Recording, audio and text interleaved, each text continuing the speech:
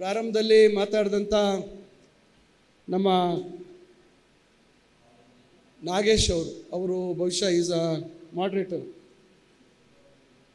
ನಾಗೇಶ್ ಅವರು ಭಾಳ ಉತ್ತಮವಾದಂಥ ಕೆಲಸವನ್ನು ಮಾಡ್ತಾಯಿದ್ದಾರೆ. ಇವತ್ತು ಒಂದು ಲಿವರ್ ಟ್ರಾನ್ಸ್ಪ್ಲಾಂಟ್ ಆಗಬೇಕಾದ್ರೆ 28-30 ಲಕ್ಷ ಆಗುತ್ತೆ. ಖಾಸಗಿಯಲ್ಲಿ ಇವತ್ತು 28-30 ಲಕ್ಷ ಆಗುತ್ತೆ. ಯಾಕಂದರೆ ನಾನು ಒಂದಿಬ್ಬರು ಪೇಷಂಟ್ಸ್ಗೆ ಅದನ್ನು ಮಾಡಿಸಿರ್ತಕ್ಕಂಥ ಅನುಭವ ಇದೆ.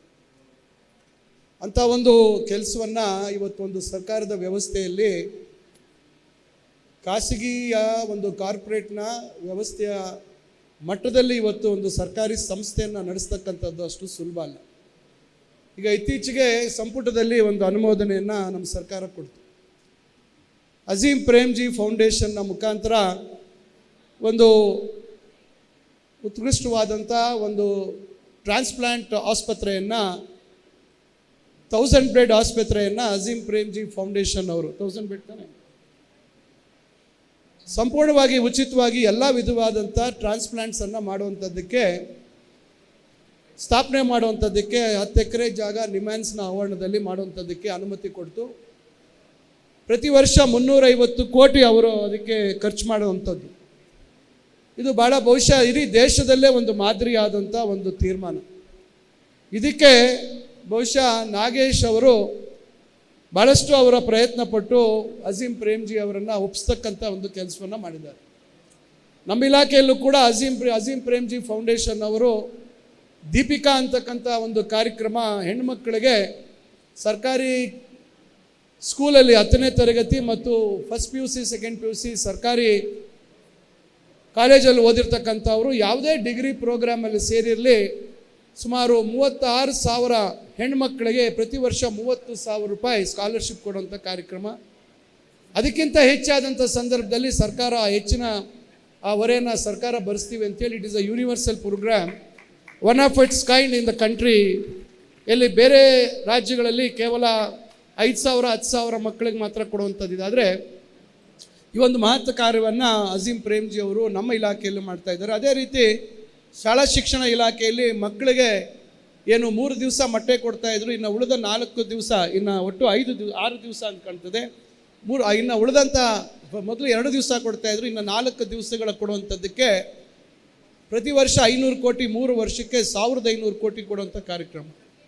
ಈ ರೀತಿ ಅಜೀಂ ಪ್ರೇಮ್ಜಿ ಫೌಂಡೇಶನ್ ಅವರ ಮುಖಾಂತರ ನಾಗೇಶ್ ಅವರು ಇವತ್ತು ಮಾಡಿರ್ತಕ್ಕಂಥ ಸಾಧನೆ. ಇನ್ನು ನಮ್ಮ ಸ್ನೇಹಿತರು ಗೋವಿಂದರಾಜ್ ಅವರು ಇವತ್ತು ಮಹಾರಾಷ್ಟ್ರದಲ್ಲಿ ಇವತ್ತು ನಗರಾಭಿವೃದ್ಧಿ ಇಲಾಖೆಯ ಜವಾಬ್ದಾರಿಯನ್ನು ಹೊತ್ಕೊಂಡಿದ್ದಾರೆ. ಅವರು ನಾನು first PUC second PUC national ಕಾಲೇಜಲ್ಲಿ ಕ್ಲಾಸ್ಮೇಟ್ಸ್. ಅವತ್ತಿಂದ ಇವತ್ತವರೆಗೂ ನಮ್ಮ ಸ್ನೇಹ ಅದೇ ರೀತಿ ಇದೆ. ಅವರು ಸಹ ರಾಜ್ಯದಲ್ಲಿ ಡೆಪ್ಯುಟೇಷನ್ ಬಂದು 5 ವರ್ಷ ವೈದ್ಯಕೀಯ ಶಿಕ್ಷಣ ಇಲಾಖೆಯಲ್ಲಿ ಕಾರ್ಯದರ್ಶಿಗಳಾಗಿ ಕೆಲಸ ಮಾಡಿದ್ದಾರೆ. ಇನ್ನು ನಂತರ ಮಾತಾಡಿದಂಥ ಹಿರಿಯರು ಕೃಷ್ಣೇಗೌಡರು ಗ್ರಾಮೀಣ ಪ್ರಾಂತದಲ್ಲಿ ಯಾವ ರೀತಿ ವೈದ್ಯಕೀಯ ಸೇವೆಗಳನ್ನು ಕೊಡಲಿಕ್ಕೆ ಸಮಸ್ಯೆಗಳಿರ್ತವೆ, ಯಾವ ರೀತಿ ಜನ ಸ್ಪಂದನೆ ಮಾಡ್ತಾರೆ ಅಂತಕ್ಕಂಥ ವಿಚಾರವನ್ನು ಸಹ ಭಾಳ ಅವರ ಅನುಭವದ ಮಾತುಗಳನ್ನು ಹೇಳಿದ್ದಾರೆ.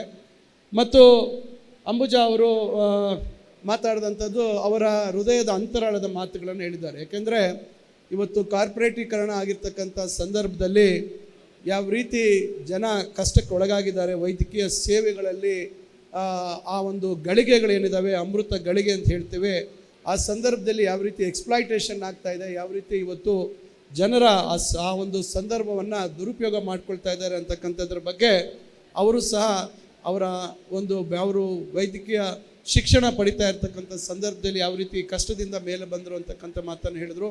ಇನ್ನು ಡಾಕ್ಟರ್ ನಾರಾಯಣ ಸ್ವಾಮಿ ಅವರು ಏನೆಲ್ಲ ಇವತ್ತು ತಂತ್ರಜ್ಞಾನ ಆಗಿದೆ ಅಂತಕ್ಕಂಥದ್ದನ್ನು ಇವತ್ತು ಹೇಳಿದ್ದಾರೆ. ನಾನಿಲ್ಲಿ ಹೇಳ್ತಕ್ಕಂಥದ್ದಿಷ್ಟೇ. ಇವತ್ತು ನಾನು ದಂತ ವೈದ್ಯನಾಗಿ ಸ್ನಾತಕೋತ್ತರ ಪದವಿಯನ್ನು ಪಡೆದು 2 ಕಾಲೇಜಲ್ಲಿ ಪ್ರಾಧ್ಯಾಪಕನಾಗಿ ಕೆಲಸ ಮಾಡಿರ್ತಕ್ಕಂಥ ಅನುಭವ. ನನ್ನ ಸ್ನೇಹಿತರು, ನಾನು ಕನಿಂಗ್ಹ್ಯಾಮ್ ರೋಡಲ್ಲಿ ನಂದು ಕ್ಲಿನಿಕ್ ಇತ್ತು, ವೆಸ್ಟ್ ಮಿನಿಸ್ಟರಲ್ಲಿ ಕ್ಲಿನಿಕ್ ಇತ್ತು ರಾಜಕಾರಣಕ್ಕೆ ಬರೋಕ್ಕೆ ಮುಂಚೆ. ಆದರೆ ಯಾವ ರೀತಿ ಇದೆ ವೈದ್ಯಕೀಯ ಪರಿಸ್ಥಿತಿ, ಇವತ್ತು ತಂತ್ರಜ್ಞಾನ ಇವತ್ತು ನಮಗೆಲ್ಲರಿಗಿಂತ ಮುಂಚೆ ಏನೆಲ್ಲ ಇವತ್ತು ಟ್ರೀಟ್ಮೆಂಟ್ ಆಪ್ಷನ್ಸ್ ಇದೆ, ಇವತ್ತು ಏನೆಲ್ಲ ಅದಕ್ಕೆ ಖರ್ಚು ವೆಚ್ಚಗಳಾಗುತ್ತೆ ಅಂತಕ್ಕಂಥದ್ದು ಇವತ್ತು ಆ್ಯಕ್ಚುಲಿ ಇವತ್ತು ಮೆಡಿಕಲ್ ಕೌನ್ಸಿಲ್ ಇರ್ಬೋದು, ಡೆಂಟಲ್ ಕೌನ್ಸಿಲ್ ಇರ್ಬೋದು, ರೆಗ್ಯುಲೇಷನ್ಸ್ ಇದೆ. We cannot promote ourselves. ಈಗ ಏನು ನಾವು ನಮ್ಮ ಟ್ರೀಟ್ಮೆಂಟ್ ಬಗ್ಗೆ ಮತ್ತೊಂದ್ರ ಬಗ್ಗೆ ಈಗೆಲ್ಲ ಭಾಳಷ್ಟು ಕಾರ್ಪೊರೇಟೀಕರಣ ಆಗಿ ಬೇರೆ ಬೇರೆ ರೀತಿ ಅದಕ್ಕೆ ಪ್ರಚಾರ ಕೊಡುವಂಥದ್ದು ಮತ್ತೊಂದು ಆಗ್ತಾಯಿದೆ. ನನ್ನ ಸ್ನೇಹಿತರು ಕೆಲವರು ಹೇಳ್ತಾಯಿದ್ರು, ಪಾಪ ಬೆಂಗಳೂರಿನಲ್ಲಿ ಅಲ್ಲಿ ಇಲ್ಲಿ ಪ್ರಾಕ್ಟೀಸ್ ಮಾಡೋವಂಥ ಸ್ಮಾಲ್ ಟೈಮ್ ಪ್ರಾಕ್ಟೀಸ್ ಮಾಡೋವಂಥವ್ರು ಹೇಳ್ತಾಯಿದ್ರು, ಕೆಲವರು ಪೇಷಂಟ್ಸು ಬಾಗಿಲು ತೆಗೆಯೋದು ಹಿಂಗೆ, ಡಾಕ್ಟ್ರ್ ಇದ್ದಾರಾ ಅಂತ ಕೇಳೋದು, ಹಲ್ ಕ್ಲೀನ್ ಮಾಡೋಕ್ಕೆ ಎಷ್ಟು ಅಂತ ಹೇಳೋದು, ವಿಂಡೋ ಶಾಪಿಂಗ್, ಹಲ್ ಕ್ಲೀನ್ ಮಾಡೋಕ್ಕೆ ಎಷ್ಟು ಅಂತ, ಇಲ್ಲ ಬನ್ನಿ ಚೆಕ್ ಮಾಡಿ, ಇಲ್ಲ ಎಷ್ಟು ನಿಮ್ಮ ಟ್ರೀಟ್ಮೆಂಟ್ ಅಂತ ಹೇಳೋದು. ಅವರು ಇನ್ನು ಇದಿಲ್ಲ, ಇಲ್ಲ ಬನ್ನಿ ಅಂತ, ಇಲ್ಲ ನಾನು ನೀವೆಷ್ಟು ಅಂತ ಹೇಳಿದ್ರೆ ಒಳಗೆ ಬರ್ತೀನಿ, ಇಲ್ಲರೂ ಬರಲ್ಲ ಅಂತ. ಅಂದರೆ ಈಗ ಅವೇರ್ನೆಸ್ ಲೆವೆಲ್ಸ್ ಯಾವ ರೀತಿ ಆಗಿದೆ, ಯಾವ ರೀತಿ ಒಂದು ರೀತಿ ವೈದ್ಯಕೀಯ ಸೇವೆಯನ್ನು ಬಾರ್ಗೈನ್ ಮಾಡೋವಂಥ ಪರಿಸ್ಥಿತಿಯಲ್ಲಿ ಇವತ್ತು ನಾವು ವ್ಯವಸ್ಥೆಗೆ ಬಂದಿದ್ದೀವಿ ಅಂತಕ್ಕಂಥ ಒಂದು ಉದಾಹರಣೆಯನ್ನು ನಾನು ನಿಮ್ಗೆ ಹೇಳಲಿಕ್ಕೆ ಬಯಸ್ತೇನೆ. ಈಗ ಇದು ಒಂದು ಭಾಗ ಆದರೆ, ಈಗ ನಾನು ಭಗವಾನ್ ಅವ್ರು ಮಾತಾಡ್ತಾ ಇದ್ವಿ, ಎಷ್ಟು ಇವತ್ತು ರಾಜ್ಯದಲ್ಲಿ ವೈದ್ಯಕೀಯ ಕಾಲೇಜುಗಳಿದ್ದಾವೆ, ಅದರಲ್ಲಿ ನಮ್ಮ ಸಮುದಾಯದವರು ಎಷ್ಟು ಕಾಲೇಜುಗಳನ್ನು ಮಾಡಿದ್ದಾರೆ ಅಂತಕ್ಕಂಥದ್ದು. ಇತ್ತೀಚೆಗೆ ನಾನು ನಮ್ಮ ಸ್ವಾಮೀಜಿಯವರು ಹೊಸ ಕಾಲೇಜನ್ನು ಏನು ಇವತ್ತು ನಗೂರಲ್ಲಿ ನೆಲಮಂಗಲದ ಹತ್ರ ಮಾಡಿರ್ತಕ್ಕಂಥ ಕಾಲೇಜು ಆಸ್ಪತ್ರೆಗೆ ಭೇಟಿ ಕೊಟ್ಟೆ. ನನಗೆ ಭಾಳ ಸಂತೋಷ ಆಯಿತು. ನಾನು ಯಾಕೆಂದರೆ ಇವತ್ತು ಸಾರ್ವಜನಿಕ ಬದುಕಿನಲ್ಲಿ ಜೀವನದಲ್ಲಿ ನಮ್ಮ ಹತ್ರ ಪ್ರತಿ ದಿವಸ ಸಮಸ್ಯೆಗಳನ್ನು ಇಟ್ಕೊಂಡು ಬರ್ತಾರೆ. ನಾವು ಅವರಿಗೆ ಸರಿಯಾದ ರೀತಿ ಮಾರ್ಗದರ್ಶನ ಕೊಡುವಂಥದ್ದು, ಯಾವ ಆಸ್ಪತ್ರೆಗೆ ಹೋಗಬೇಕು ಅಂತಕ್ಕಂಥದ್ದನ್ನು ನಾವು ಮಾಡ್ತಾ ಇರ್ತೀವಿ. ಅದರಲ್ಲೂ ವಿಶೇಷವಾಗಿ ನಾನು ಡಾಕ್ಟರ್ ಮಂಜುನಾಥ್, ನಮ್ಮ CN ಮಂಜುನಾಥ್ ಅವರಿಗೆ ಲೋಕಸಭಾ ಸದಸ್ಯರಾಗಿದ್ದಾರೆ, ಅವರನ್ನು ನಾವು ನೆನೆಸ್ಕೊಳ್ಳೇಬೇಕಾಗುತ್ತೆ. ನಾನು ಭಾಳಷ್ಟು ಜನ ಹೃದಯ ಸಂಬಂಧಿ ಸಮಸ್ಯೆಗಳು ಬಂದಾಗ ನಾನು ನೇರವಾಗಿ ಎಲ್ಲರಿಗೂ ಹೇಳುವಂಥದ್ದು, ಯಾವ ಆಸ್ಪತ್ರೆಗೆ ಹೋಗ್ಬೇಡಿ, ದಯವಿಟ್ಟು ಜಯದೇವಗೆ ಹೋಗಿ. ಇಡೀ ದೇಶದಲ್ಲಿ ಒಂದು ಸರ್ಕಾರದ ಸ್ವಾಮ್ಯದಲ್ಲಿರ್ತಕ್ಕಂಥ ಒಂದು ಸಂಸ್ಥೆ ಇವತ್ತು ಖಾಸಗಿಗಿಂತ ಹೆಚ್ಚಿನ ರೀತಿಯಲ್ಲಿ ಇವತ್ತು ಸೇವೆಯನ್ನು ಒದಗಿಸ್ತಾ ಇರ್ತಕ್ಕಂಥದ್ದು, ಅಷ್ಟು ದೊಡ್ಡ ಮಟ್ಟದ ಆಸ್ಪತ್ರೆ ಜವಾಬ್ದಾರಿಯನ್ನು ವಹಿಸ್ಕೊಂಡು ಏನೆಲ್ಲ ಟ್ರೀಟ್ಮೆಂಟ್ ಆಪ್ಷನ್ಸ್ ಇದ್ದೇವೆ ಹೃದಯ ಸಂಬಂಧಿ ಅದನ್ನು ಒದಗಿಸ್ಕೊಡ್ತಕ್ಕಂಥ ಕೆಲಸವನ್ನು ಭಾಳ ಅಚ್ಚುಕಟ್ಟಾಗಿ ನೆರವೇರಿಸಿರ್ತಕ್ಕಂಥವರು ಡಾಕ್ಟರ್ CN ಮಂಜುನಾಥ್ ಅವರು. ನನಗೆ ಭಾಳ ಅವ್ರ ಕಂಡ್ರೆ ನನಗೆ ಭಾಳ ಅಭಿಮಾನ. ನಾನು ನಿರಂತರವಾಗಿ ಸುಮಾರು 17-18 ವರ್ಷದಿಂದ ನನಗೂ ಅವ್ರಿಗೆ ಭಾಳ ಒಳ್ಳೆ ಒಂದು ಉತ್ತಮ ಬಾಂಧವ್ಯ. ಅದೇ ರೀತಿ ಸ್ವಾಮೀಜಿ ಅವರ ಕಾಲೇಜನ್ನು ನಾನು ಹೋಗಿ ನೋಡಿದಾಗ ಆಸ್ಪತ್ರೆನ ಅವ್ರು ಹೇಳಿದ್ರು, ಏನೇನು ಅಲ್ಲಿ ಇರ್ತಕ್ಕಂಥವ್ರು ಹೇಳಿದ್ರು ಎಷ್ಟು ಚಾರ್ಜ್ ಮಾಡ್ತೀವಿ ಅಂತಕ್ಕಂಥದ್ದು. ಖಂಡಿತ ಇವತ್ತಿನ ಸಮಾಜದಲ್ಲಿ ಬರೀ ಒಂದು ಸಮಾಜಕ್ಕೆ ಸೀಮಿತವಾಗಿ ಸ್ವಾಮೀಜಿ ಅವರು ಇವತ್ತು ಸೇವೆಯನ್ನು ಮಾಡ್ತಾ ಇಲ್ಲ. ಇವತ್ತು ಅವರು ಮಾಡ್ತಾ ಇರ್ತಕ್ಕಂಥ ಕೆಲಸ ಇವತ್ತು ಇಡೀ ನಮ್ಮ ಮಾನವ ಸಮಾಜಕ್ಕೆ ಇವತ್ತು ಉತ್ಕೃಷ್ಟವಾದಂಥ ಒಂದು ಒಳ್ಳೆಯ ವೈದ್ಯಕೀಯ ಸೇವೆಗಳನ್ನು ಕೊಡುವಂಥ ಒಂದು ಕೆಲಸವನ್ನು ಇವತ್ತು ಸ್ವಾಮೀಜಿ ಅವರು ಇವತ್ತು ಆಸ್ಪತ್ರೆ ವೈದ್ಯಕೀಯ ಆಸ್ಪತ್ರೆಯನ್ನು ಮಾಡಿ 2ನೇ ವರ್ಷಕ್ಕೆ ಈಗ 250 ಅಡ್ಮಿಷನ್ಸ್ ಆಗುವಂಥ ಅವಕಾಶ ಆಗಿದೆ. 250 ಅಡ್ಮಿಷನ್ಸು ಸಹ ಫಸ್ಟ್ ರೌಂಡಲ್ಲೇ ಅಲ್ಲಿ ಫಿಲಪ್ ಆಗಿರ್ತಕ್ಕಂಥದ್ದು ಕೇಳಿದಾಗ ಭಾಳ ಸಂತೋಷ ಆಗುತ್ತೆ. ಯಾಕಂದರೆ ನಾನು ಇವೆಲ್ಲ ವಿಚಾರ ಏಕೆ ಹೇಳ್ತಾ ಇದ್ದೀನಿ ಅಂದರೆ, ನಮ್ಮಲ್ಲಿ ಸರ್ಕಾರಿ ಆಸ್ಪತ್ರೆ ಹೋದಂಥ ಸಂದರ್ಭದಲ್ಲಿ ನಮ್ಮ ತಾಲೂಕಿನಲ್ಲಿ ಇರ್ತಕ್ಕಂಥ ಆಸ್ಪತ್ರೆಯನ್ನು ನಾವು ಬದಲಾವಣೆ ಮಾಡಬೇಕು. ಯಾಕೆ ಸರ್ಕಾರಿ ಆಸ್ಪತ್ರೆಯ ಒಂದು ಔಟ್ಲುಕ್ ಚೇಂಜ್ ಮಾಡಬಾರ್ದು? ಯಾಕೆ why can't we make it as a look as a corporate hospital and why can't it be run like a corporate hospital? ಅಂದರೆ ಕಾರ್ಪೊರೇಟ್ ಹಾಸ್ಪಿಟಲ್ ಥರ ಚಾರ್ಜ್ ಮಾಡಬೇಕು ಅಂತಲ್ಲ, ಅಲ್ಲಿರ್ತಕ್ಕಂಥ ಫೆಸಿಲಿಟೀಸ್ನ ನಾವು ಯಾಕೆ ಕೊಡ್ಲಿಕ್ಕೆ ಸಾಧ್ಯ ಇಲ್ಲ? Why can't we win back the hearts of the people to come back to government hospitals? ಯಾಕಂದರೆ ಇವತ್ತು ಆಗಲೇ ಹೇಳ್ತಾ ಇದ್ರು, ಕೆಲವರು ಮಾತಾಡೋಂಥ ಸಂದರ್ಭದಲ್ಲಿ ಹೇಳಿದ್ರು, Hyderabad was way ahead of Bangalore. ನಮ್ಮ ಅಣ್ಣ ಬ್ಯಾಂಗ್ಳೂರಲ್ಲಿ ರೇಡಿಯಾಲಜಿಸ್ಟಾಗಿ ಕೆಲಸ ಮಾಡ್ತಾಯಿದ್ರು. For better prospects he went to Hyderabad. 2000 ಅಲ್ಲಿ year 99-2000 he went to Hyderabad. But ಅಲ್ಲಿ things were totally different. But Bangalore has now overtaken Hyderabad.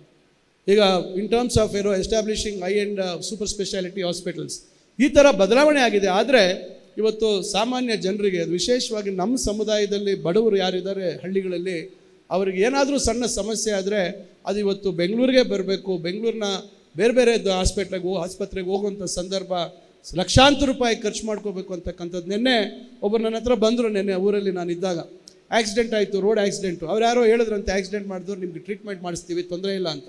ಆಯಿತು ಅಂತ ಅವ್ರು ಕಂಪ್ಲೇಂಟ್ ಕೊಟ್ಟಿಲ್ಲ. ಆದರೆ finally he is ended up with spinal injury.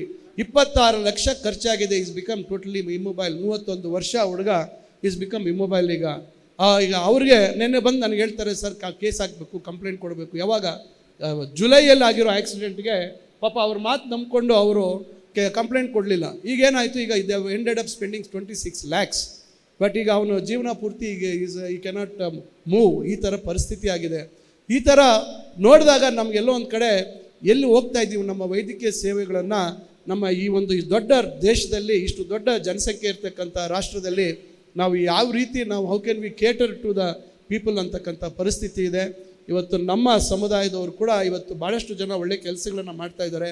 ಇವತ್ತು ನಾನು ಹೇಳ್ತಕ್ಕಂಥದ್ದು ಇಷ್ಟೇ, ಈಗಾಗಲೇ ಹೇಳಿದ್ರು ಕೃಷ್ಣೇಗೌಡರು ಮಾತಾಡುವಂಥ ಸಂದರ್ಭದಲ್ಲಿ ಹೇಳಿದ್ರು, ಮನಿ ಈಸ್ ಎವ್ರಿಥಿಂಗ್ ಅಂತಕ್ಕಂಥ ಭಾವನೆ ಇದೆ, but money cannot by everything ಅಂತಕ್ಕಂಥದ್ದು ನಾವು ಯೋಚನೆ ಮಾಡಬೇಕು. ಈಗ ದುಡ್ಡೇ ಎಲ್ಲ ಅಲ್ಲ, ಎಲ್ಲೋ ಒಂದು ಕಡೆ we're all we fear the almighty. ನಾವು ದೇವರನ್ನು, ನಾವು ದೇವ್ರ ಬಗ್ಗೆ ಎಲ್ಲೋ ಒಂದು ಕಡೆ ನಾವು ಒಂದು ಭಯ ಅಂತಕ್ಕಂಥದ್ದಿದೆ. ನಾಳೆ ನಾವು ತೆಗೆದುಕೊಳ್ತಕ್ಕಂಥ ಹಲವಾರು ತೀರ್ಮಾನಗಳು ಎಲ್ಲೋ ಒಂದು ಕಡೆ ವಿ ಆರ್ ಜಸ್ಡ್ ಸಮ್ವೇರ್ ಅಪ್ ಅಂತಕ್ಕಂಥದ್ದನ್ನು ನಾವು ಅರ್ಥ ಮಾಡ್ಕೋಬೇಕು ಅಂತಕ್ಕಂಥ ಮಾತನ್ನು ಹೇಳಿ, ಡಾಕ್ಟರ್ ಭಗವಾನ್ ಅವರು ಈಗ 25 ವರ್ಷ ಆಗಿದೆ ನಮ್ಮ ರಾಜೀವ್ ಗಾಂಧಿ ಹೆಲ್ತ್ ಯೂನಿವರ್ಸಿಟಿ ಆಗಿ. ಈಗ ಪ್ರಪ್ರಥಮವಾಗಿ ನಮ್ಮ ಸಮುದಾಯದವರು ಇವತ್ತಲ್ಲಿ ವೈಸ್ ಚಾನ್ಸಲರ್ ಆಗಿ ಕೆಲಸ ಮಾಡುವಂಥ ಅವಕಾಶ ಆಗಿದೆ.